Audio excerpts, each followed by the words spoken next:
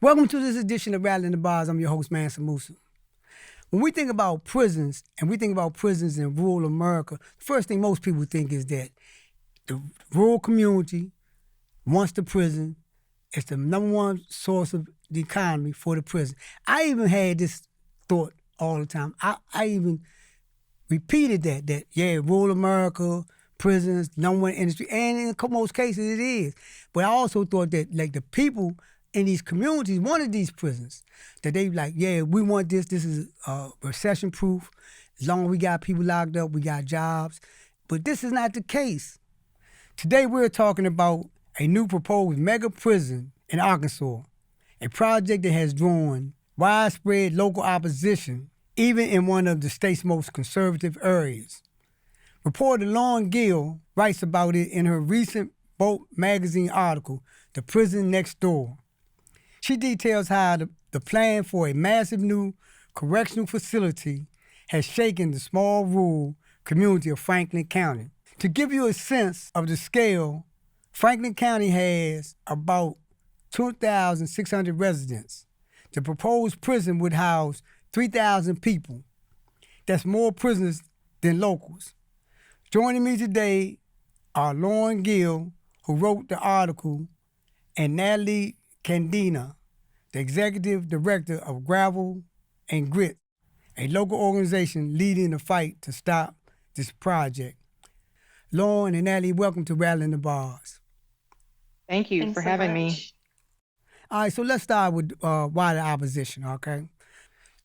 Give our audience a sense of why the residents in Franklin County is in opposition to this. Yeah, so I think this is a story about so many different things. So first of all, you have the state of Arkansas that went to great lengths to hide this prison project that they wanted to bring to Franklin County. And this went on for years where they were searching secretly for land in the northwestern part of the state. And then finally in July of 2024, they find this land in Franklin County and state staff are sending emails about it. Some people are saying, oh, this isn't land that will be viable because of just like it's so hard to access. And you have state staff who are sending emails like, oh, should we come up with a code name for the project? So that really gives an indication of like the lengths that they were going through to keep this hidden from the people of Franklin County until it was finally announced on Halloween in 2024. So, it's a story about how people are worried about their resources. They're worried about their way of life, but they're also worried about how the state is spending taxpayer money in what they say is very irresponsibly because when the project was first announced, everybody knew that Sarah Huckabee Sanders wanted to build a new prison because that was something tough on crime was something that she really campaigned for during her election campaign. And shortly after going into office, she passes this act called the Protect Arkansas Act, which virtually ensures that there's going to be more need for another prison by limiting parole and making sure people are behind bars for longer. So yeah, she was going to build this prison and it was supposed to be 470 million at the outset. And I think, the number is changing as the state is struggling to find just basic resources like water to supply the site. And right now, I think they're talking at over $1 billion. So it's just really ballooned. And I think there are just so many different reasons that have just emerged throughout this whole entire process that people in Franklin County are noticing and they're thinking about more. And one of them as well is what I was really struck by when I was down there is I'm talking to people and 75% of the county had voted for Sarah Huckabee Sanders. And I have people who are telling me, I never really thought about incarceration before. I never thought about prisons. And they said, well, once this prison was being brought to our community, I did some research and I'm finding out more about how incarceration works in Arkansas. But I'm really starting to question just the way that the state locks so many people up. I was reading an article and it talked about uh, the abolition of parole, and it talked about uh, some of the crimes that would deny you parole, and it's some of the crimes is like don't even murder, not giving people parole, but like you say, to your point, they need the body, so you change the laws to ensure that you're gonna have body. Natalie, tell us about your organization, Gravel and Grit, and how it formed, and what are some of the organizing efforts you all have been leading to stop this particular mega prison from being built. Well, thank you again for having me on. So Gravel and Grit officially formed in February of 2025, but the members of the group have been involved since day one. The announcement was made on Halloween, and on November 7th, the local community in Charleston had called a town hall, and they were just demanding answers from the governor. You know, it was announced on local radio out of the blue, like, here, we're doing you a favor. Here's a mega prison, and you're gonna like it.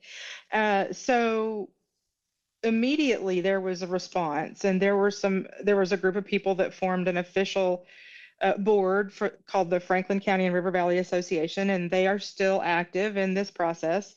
But as we went on throughout learning about how to address this issue in a way that's going to get attention and really stand out, because it's hard to get attention of your legislature if you're not loud. So they had a legal angle they wanted to pursue, and in that part of it, we felt like fundraising was probably going to be something we would need to do. So we established a nonprofit, and Gravel and Grit itself is intended to be an advocate for rural communities going forward, not just with prisons, but there are other communities in Arkansas, especially in the Delta region, but there are other communities in Arkansas that need a voice, and they're not being heard by their government either, and they have a lot of different issues affecting them.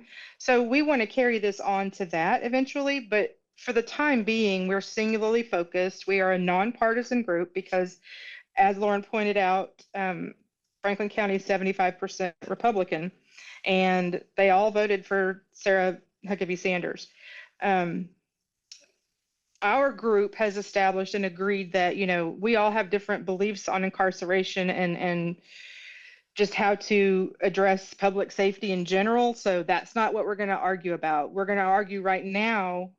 We're going to focus on the practicality of this location, the complete disregard for local input. Even our legislators, they didn't know. Our conservative legislators had no idea. Our county judges, our JPs, nobody was told. So we want to focus on that transparency piece and giving us a voice in what's happening in our own community, as well as the taxpayer impact, because we project that once this is all said and done, given the infrastructure needs and all of the extra requirements, that this will be upwards of $1.5 billion. So, that's not good for any Arkansas taxpayer. And just imagine how much you could do for recidivism with that amount of money, addressing pretrial services, or just, drug treatment and reentry programs and that sort of thing. So that's where we are right now. We work through the legislature mostly. We work with our senators and representatives and, educating them just to say, hey, this is how much it's going to cost taxpayers. It doesn't have to be this way. There are other solutions. There are other locations that are way more practical. And then most recently, you bring in the federal argument because now it's being considered as an ICE detention facility. That's a whole nother level of argument that we have to address. So just in, we just got together and decided, hey, these are the steps we need to take. We had great advice from some other grassroots organizations that help people organize in Arkansas. And then we have some really, really good support from our legislators that are working with us, the ones that, are supportive of us. Unpack this for me, because y'all build this coalition that y'all have got is a coalition of, like, under any other given circumstance, y'all wouldn't have nothing to do with each other. You got the sheriff, you got the farmers, you got the churches, you got people that have a diverse way of thinking when it comes to social issues. What is it about this particular issue that y'all are able to get this coalition, and how are y'all able to maintain the coalition? Because it is, in fact, the coalition that's generating the opposition to the building of this mega prison. Well, I think we knew from the very beginning that this wasn't political. And it doesn't need to be political. So we need to establish right away that, we're going to take help from anybody that's going to give us help in getting our voice out there. And of course, one of the first people to step up was Dr. Chris Jones. And he had run for governor of Arkansas against Sarah Huckabee and lost. And now he's running for senator against Tom Cotton. He was considered, I think, in the running for the Democratic Party chair of the national delegation. So he's an incredible man. He stepped up and said, hey, what can I do? Just, nothing he could do really other than just help us get our message out. But he came in and spoke to us along with our conservative legislators, which was, I think, what the community needed to see. They needed to see Democrat Chris Jones standing next to Republican Gary Stubblefield to know that, hey, this is not an issue that needs to divide us. We've got a lot more in common, and I think we're finding out this is true on a lot of issues. But people had just checked out of politics, or they had just checked out of government. They just think it runs itself. They vote once every 4 years and they're done. So I think for us, it was just establishing that this is not going to be political. It's not going to be Republican or Democrat. It's not going to be about any of that. This is about what's right for local communities in rural Arkansas. And so we just kind of stay with that message, and it brings people together no matter where they're from. And Lauren, talk about how the land was purchased, and was it any transparency associated with it? And if it wasn't no transparency associated with it, how did your investigation unpack that?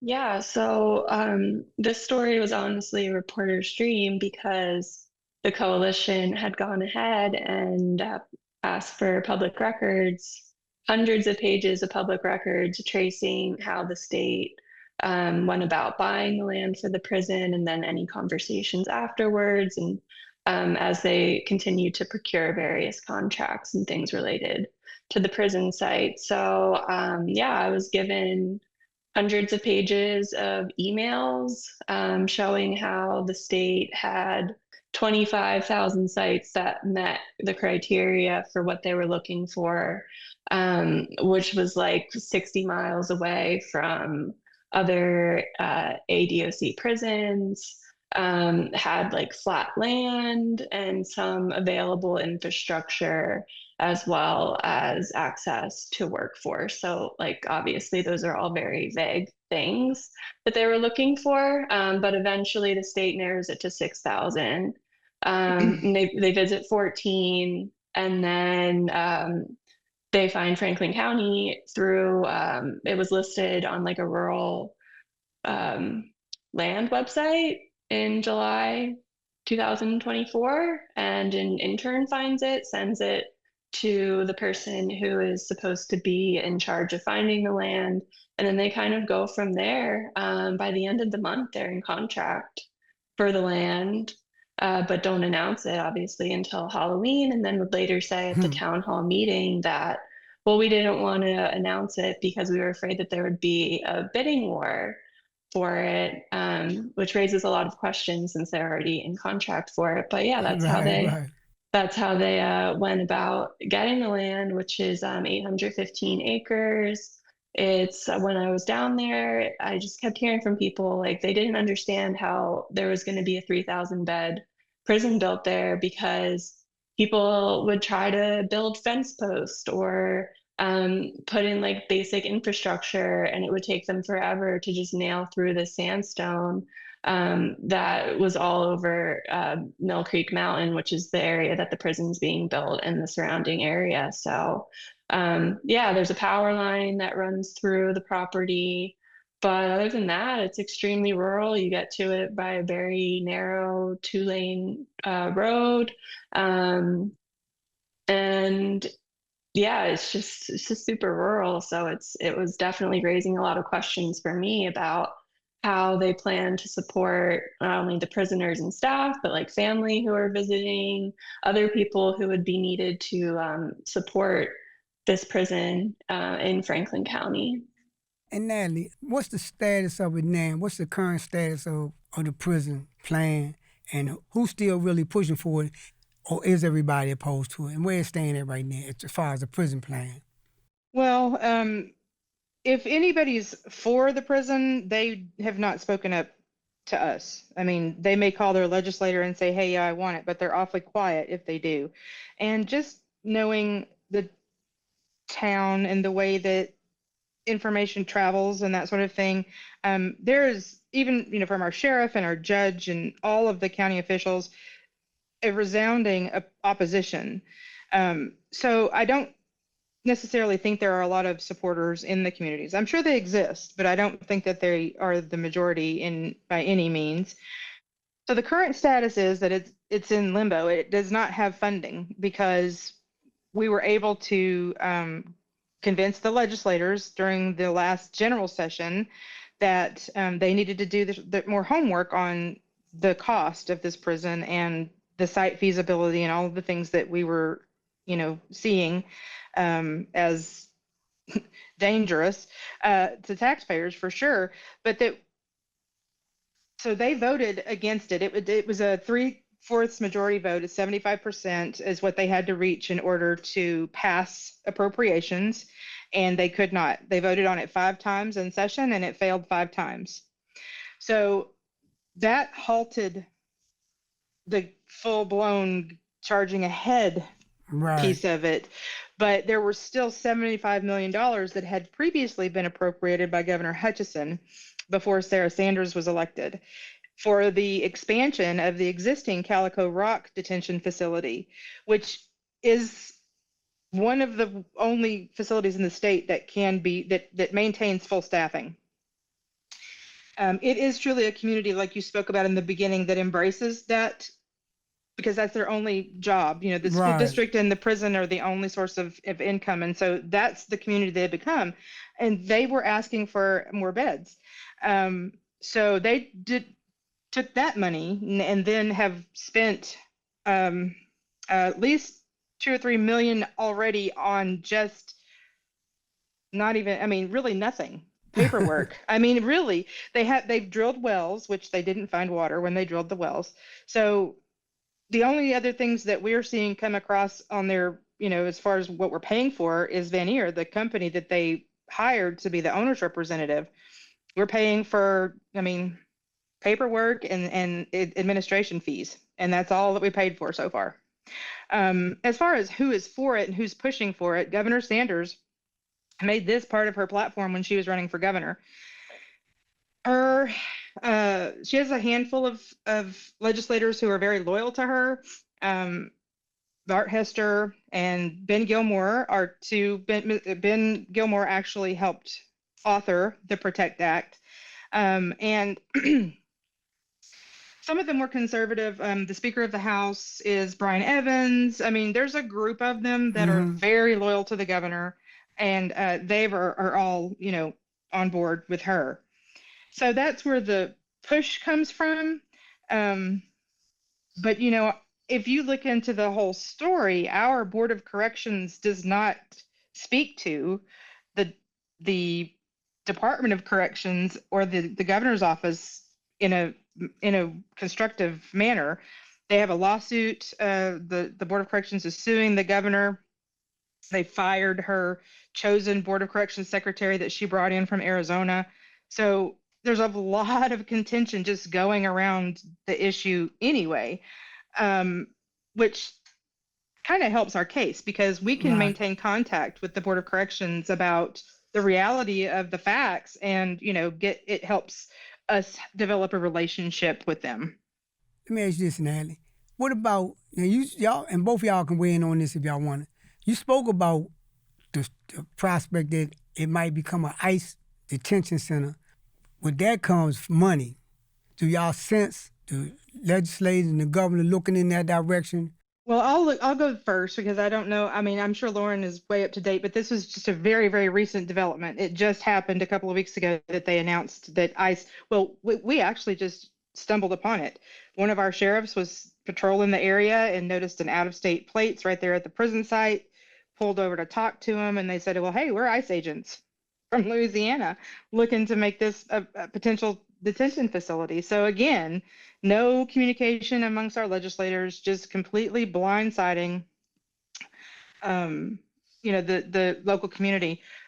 But going back to the very beginning of this story, there's been a few of the Board of Corrections members who have repeatedly said, oh, well, there's going to be federal money involved. Oh, we're going to get federal money.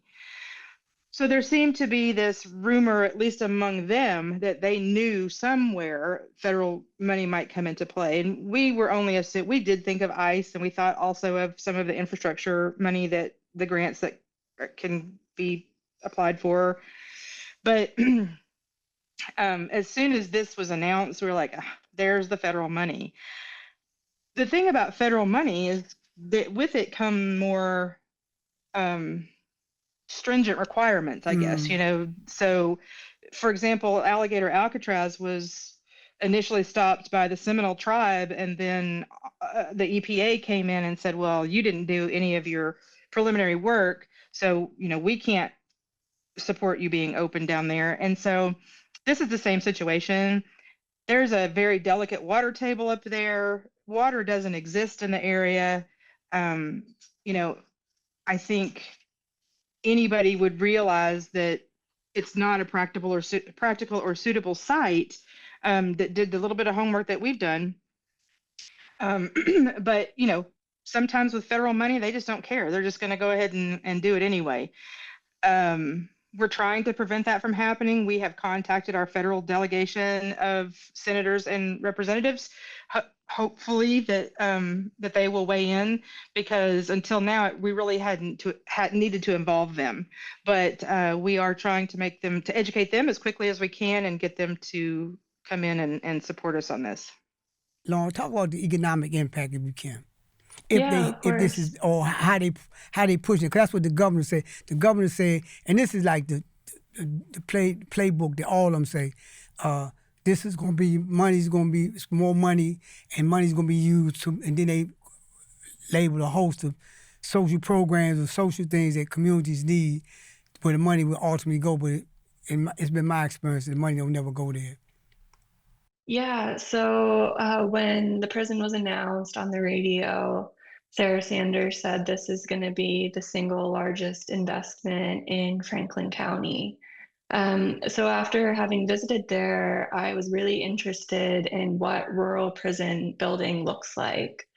So I went back and I talked to a lot of experts, read a lot of papers about rural prison building, which has been very, very closely studied over the years. And the phenomenon really started in the 1980s as a response to various tough on crime laws. The prisons were filling up. They needed a place to put them. People in wealthy urban communities were not going to want these prisons. They were protesting against them. So the government officials, they say, oh, well, rural land, that's easy to get because we can sell it to people as an economic investment, and also it's cheaper and we can get more land. And so this boom just kicks off where all of these prisons are built in rural communities. And at the time, these communities are actually in some places asking for these prisons because they're suffering the effects of deindustrialization, and they're looking for ways to keep people in their towns with various jobs. And they think, oh, well, a prison that has a ton of jobs, please bring this to our community. And so what we've seen is that when prisons are brought to those communities, yes, like the jobs are there, but it also intensely changes the fabric of the community where they completely depend on this prison for jobs and for their livelihoods, or people, everyone works in the prison or knows somebody who works in the prison. And as part of this story, I went up to this town called Malone in upstate New York, where 3 prisons were built there in the 1980s. And yeah, it's just like a complete prison town. People would say, well, I don't know what would happen if these prisons closed. Good thing I have somebody who works as a teacher in my family because we can depend on them if the prisons ever close, because everyone else in my family works in these prisons. But the interesting thing is when you talk to scholars and experts about what happens in these communities, is that the economic investment and prosperity very rarely comes through. So I was given an example of Kentucky. 3 prisons were built there. The community was thrilled about it. They're very excited. They're making investments, like applying for federal grants and like changing their school curriculum to be centered around like how to work in a prison. So those prisons are built. The economic prosperity never materialized, and the prisons are now still in one of the poorest congressional districts in the country. So I think that that's something that government officials have depended on, is this rhetoric of, well, oh, we're going to bring investment to the community, but over time people have seen that that's not really happened, and they're changing the community to just be dependent on incarceration. And we're really seeing more communities kind of speak up about that. And that's what really struck me about what's going on in Franklin County, is that Sarah Sanders, tried to sell it to them as an economic investment. And they're saying, like, we don't want this type of investment. And it really raises the question of like what type of investments the government is willing to make in communities. And, why can't there be other types of investments in Franklin County, maybe to farming or schools that aren't tied to incarceration? To your point, you get the community to be dependent on the prison. Now you have to create laws to ensure that people are locked up. But Natalie, talk about, if you can panoramic out for us, zoom out a little bit, talk about what the implication with this is going to have on other states that's going to be confronted with this same situation, relying on prisons as the number one source of the economy for them. Talk, if you can you talk about that? How Sure. the national implication? Well, one of the things that we've uncovered in our investigation into this was that our governor has a very, very close relationship with the CEO of CoreCivic, which is the largest private prison company in the United States. So early on, we began thinking, well, they may be trying to privatize this. This is something, like he's the biggest donor to her PAC, that type of involvement. So we really have kept an eye on that. And I think, we've studied the recent prison builds in Utah and Alabama and South Dakota and some in Kentucky. And it's a 50-50 split. Alabama, is full speed ahead, even though they're, almost triple their original budget. Right. And then Utah, theirs is built and stands fancy and tall right outside of Salt Lake City, but they can't staff it. So I think what a lot of voters should actually ask their legislators is, do we need mega prisons in any form or fashion, first of all? And, two, how practical how practical of a model is that to kind of move forward with? One of the things that we want voters to look at in Arkansas, and we want people to realize when they talk to their legislators and have these conversations about public safety, I think, is that, this isn't going to fix the problem of crime. This is going to create more beds, which, you just fill it with more people. Right. There's nothing on there to stop it. But nationally, what we hope happens, number one, is to get the story out as far and wide as we can.